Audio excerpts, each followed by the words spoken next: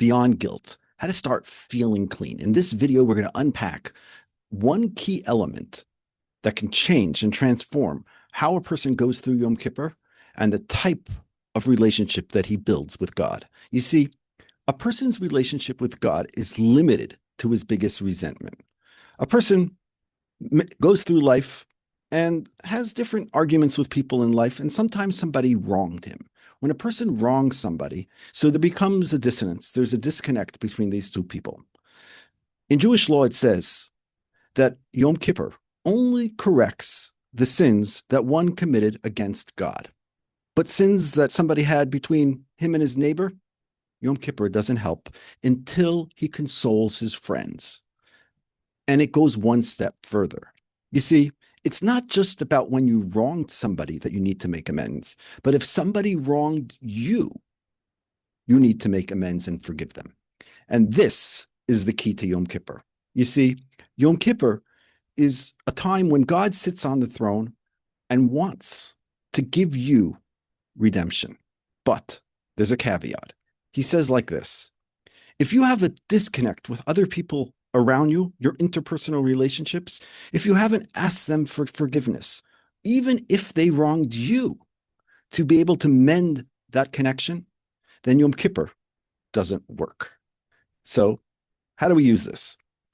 In the Zohar, I heard Reb Baruch Rosenblum bring this down.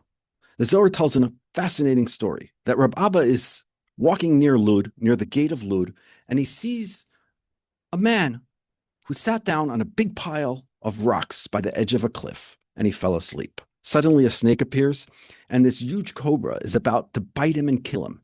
A tree drops a branch and kills the cobra.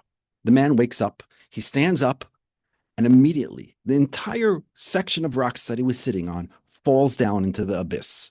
Reb Abba looks at the man and says, "Please, tell me your secret. How is it that two miracles occurred to you in my presence?" So the person looks at Reb Abba and said to him the following. He said, "My entire life, I've never had an argument with somebody that I didn't make amends to. I never laid down my head to bed until I worked on getting this absolved.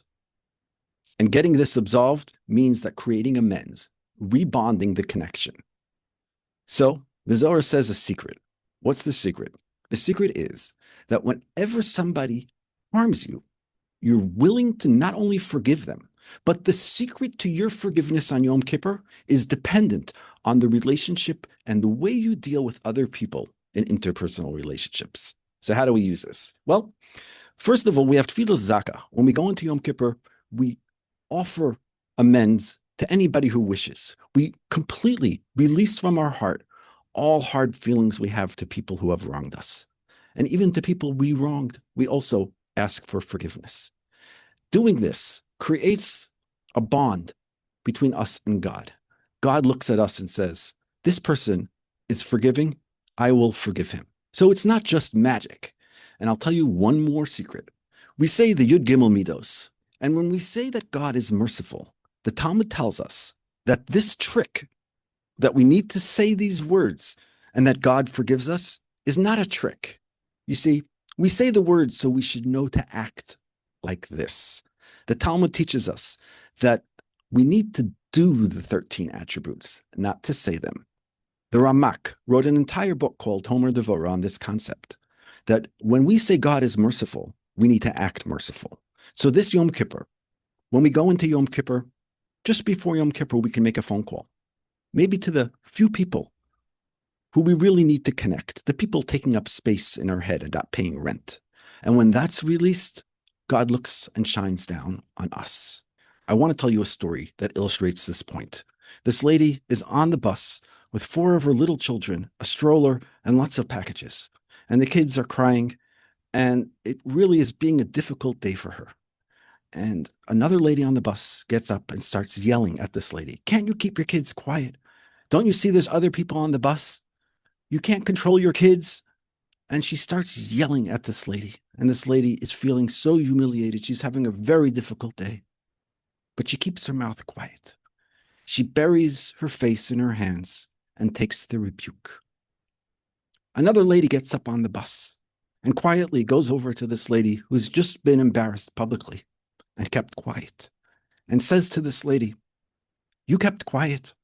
My son is over 30 and has not found a marriage partner. He has not found a shidduch. I want you to bless me right now because your ability to keep quiet, to keep shalom, and to not allow and not to make machlokas has the highest power in the heavens. So please bless me. Think about it. Yom Kippur, obviously, God promised he will remove all the sins that we have between God and us. All we need to do is come to shul, prayer, and ask for forgiveness, and promise to try to start a new path. But the sins that we have between us and our friends, the interpersonal relationships, can be corrected by mending them, by not allowing them to create the disconnect. You see, sin comes from this disconnect that we have in human relationships. The Sfas Emes takes it one step further. He says that all relationships that we have with God ultimately are to help us improve our interpersonal relationships. Thank you for listening. Have a meaningful fast, a tzom kal, as they say.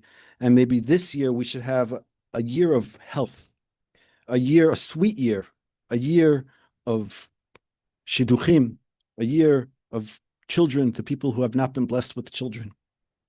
And we should be zocha to see the geula shalema b'karov mamash. Thank you for listening. Shana tova.